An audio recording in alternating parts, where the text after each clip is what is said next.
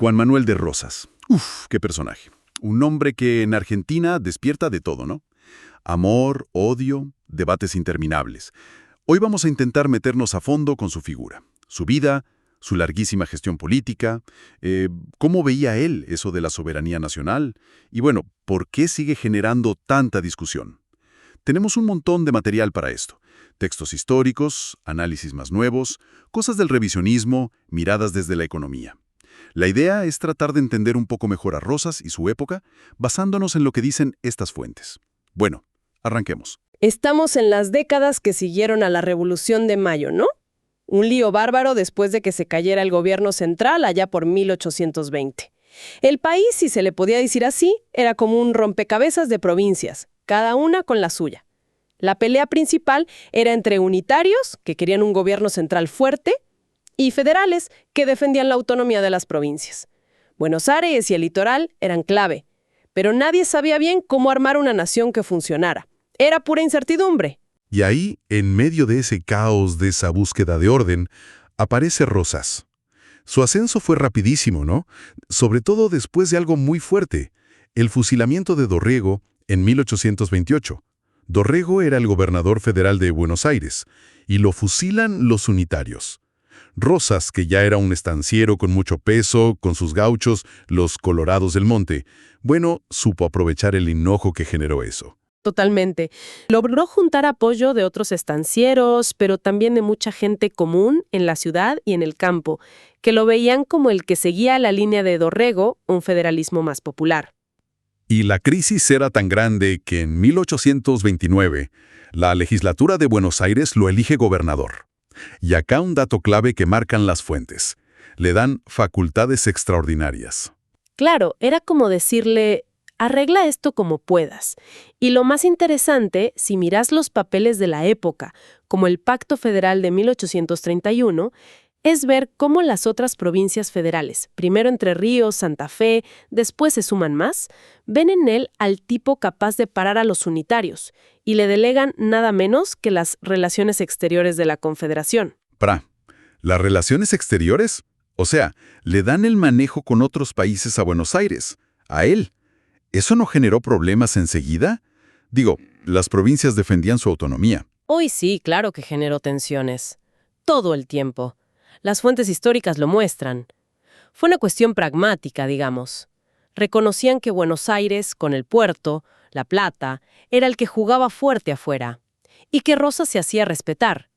Pero al mismo tiempo, provincias como Corrientes, o las de más adentro, siempre sintieron que eso reforzaba el poder porteño, y pateaba para adelante una constitución más justa para todos. Entiendo. El Pacto Federal era una alianza, sí, para defenderse y atacar juntos, manejar algunas cosas. Pero en la práctica, Rosas, como gobernador de Buenos Aires, era el centro de todo. Mientras tanto, obviamente, se peleaba con la Liga Unitaria del Interior, la que lideraba el general Paz. Hasta que lo agarran a Paz, y bueno, con el Pacto Federal ya más firme, el dominio federal se consolida en casi todo el territorio. Día a día. Esa etapa larga, la Restauración, gobernó Buenos Aires casi 20 años, con ese doble sombrero de gobernador y jefe de la política exterior. Mira, durante la Restauración armó un sistema muy suyo. Mantuvo la idea de confederación, o sea, respetaba en los papeles la soberanía de cada provincia, pero la influencia de él era total. Económicamente, y esto es interesante de los análisis de la época, su poder venía de la guita de las vacas, de Buenos Aires. Pero ojo, hay un detalle importante. Él impulsó mucho la industria del saladero. ¿Saladero? ¿Para qué? Para hacer tasajo, carne salada, ¿viste? Que se exportaba a lugares como Brasil, Cuba, el sur de Estados Unidos, lugares con esclavos que necesitaban comida barata para esa gente.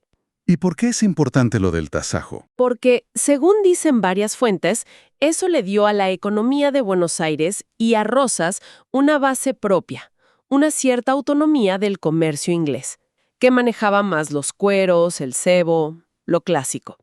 Los dueños de los campos que vendían ganado para los saladeros tenían sus propios intereses, a veces distintos de los comerciantes del puerto que traían cosas de afuera. Algunas fuentes lo llaman un nacionalismo de los ganaderos bonaerenses. O sea, defender lo suyo. Exacto. una defensa práctica de su negocio frente al mercado inglés. No era ser anti-inglés por ideología nomás, sino una política económica que le servía a él y a su base de poder. Qué interesante esa conexión. Pero esa misma concentración de poder en Buenos Aires, con el puerto y la aduana que recaudaba casi todo, eso generaba quejas del resto, ¿no?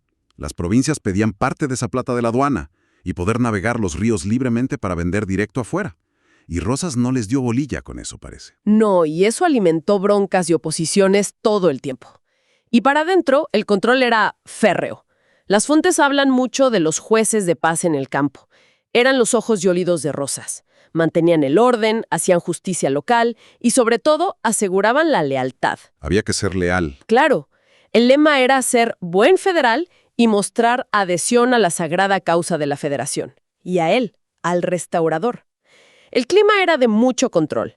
Se perseguía a los opositores, a los salvajes unitarios. Lo de la cinta roja. La divisa punzó, sí, obligatoria como señal de lealtad. Y propaganda por todos lados. Era un régimen autoritario sin dudas. Él lo justificaba diciendo que era necesario para mantener el orden y la unidad contra los enemigos. Y hablando de enemigos, pero de afuera, ahí es donde Rosas se pone otra camiseta, ¿no? La de defensor de la soberanía. Y eso, hasta los que lo criticaron después muchas veces se lo reconocen. Se enfrentó a Francia y a Gran Bretaña, nada menos. Tal cual. Primero el bloqueo francés, entre 1838 y 1840, por reclamos diplomáticos, económicos, pero también porque los unitarios exiliados en Montevideo metían presión. Y después, desde 1845, el bloqueo anglo-francés. Mucho peor, más largo, querían obligarlo a abrir los ríos para que ellos comerciaran libremente y conseguir tratados ventajosos. Y acá viene lo loco que decías antes. Los propios opositores argentinos pidiendo que vengan los extranjeros a invadir. Sí, es una cosa increíble que muestran las fuentes. Muchos unitarios exiliados no solo lo criticaban, sino que buscaron y apoyaron abiertamente que Francia e Inglaterra intervinieran militarmente para sacarlo. Qué paradoja, ¿no? La oposición interna, aliándose con potencias que venían por lo suyo, termina reforzando la imagen de Rosas como el único que defendía al país. Exactamente. Y esa idea prendió fuerte en mucha gente, no solo en Buenos Aires, también en el interior. Rosas supo usar muy bien ese sentimiento patriótico. El momento cumbre de esa resistencia es la batalla de la Vuelta de Obligado en noviembre de 1845. ¿La del billete de 20 pesos? Esa misma. Las tropas de la Confederación, con muchas menos armas, intentaron parar a la flota anglo-francesa en el Paraná. Pusieron cadenas de costa a costa, baterías. Militarmente perdieron. La flota pasó, pero políticamente fue un triunfo enorme para Rosas. Se convirtió en el símbolo de la defensa a muerte de la soberanía. Y está la historia de San Martín, ¿no? Que desde Francia le escribió felicitándolo. Sí, está documentado. San Martín, ya retirado, le escribe a Rosas, le dice que está bien su firmeza contra la intervención, critica la prepotencia europea y valora cómo Rosas defendía el honor nacional. Esa carta fue un espaldarazo simbólico tremendo, adentro y afuera, y Rosas se encargó de que se supiera. Y al final, ¿cómo terminaron los bloqueos? Bueno, la resistencia argentina, y también que a Francia e Inglaterra les salía caro y complicado mantener eso, hizo que levantaran los bloqueos. Primero se firmó un tratado con Francia, el Arana-Macaulay, después con Inglaterra y de nuevo con Francia, tras negociaciones larguísimas. Los tratados Arana-Southern y Arana-Lepredur, que básicamente reconocían la soberanía argentina sobre sus ríos. Las fuentes diplomáticas lo pintan a Rosas como muy duro y hábil negociando. Hay una anécdota famosa. Cuando llegó el enviado inglés, Henry Southern, Rosas no lo quiso recibir por un tiempo. Dijo que los papeles, las credenciales, no estaban bien presentados. ¿Qué personaje? Más allá de la anécdota, muestra esa voluntad de plantarse de igual a igual, incluso frente al Imperio Británico, afirmar la soberanía. Pero bueno, como todo, su poder no duró para siempre. Parecía intocable, pero al final cayó. ¿Cómo fue eso? El desgaste era mucho. Las peleas internas, las tensiones económicas que no se resolvían.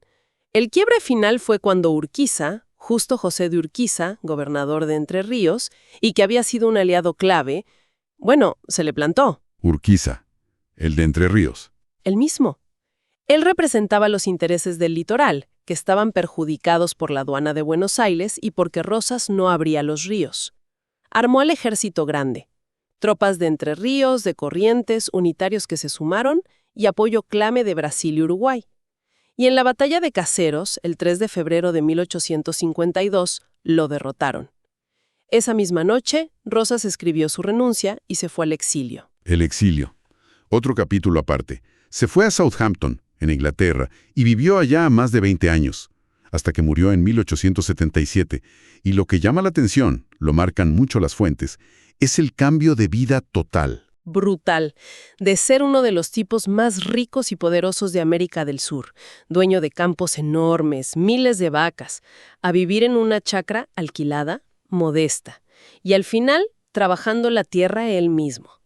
Las fuentes dicen que vivía con la plata de una propiedad chiquita que un pariente le pudo vender acá y con colectas que le mandaban algunos amigos leales. Es llamativo que, a diferencia de otros políticos exiliados, no hay pruebas de que Rosas recibiera plata de los ingleses o de otros intereses extranjeros. Vivió y murió austeramente. Qué fuerte el contraste.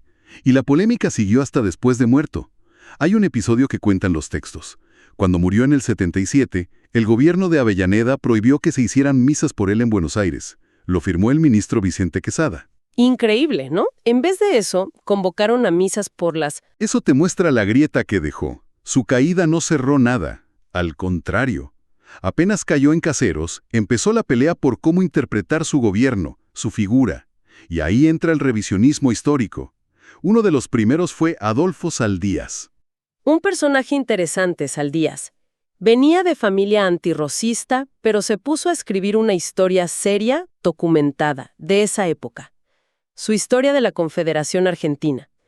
Quería buscar entender, no solo condenar. Y se armó lío con eso. Imagínate, la reacción fue terrible, sobre todo de Bartolomé Mitre.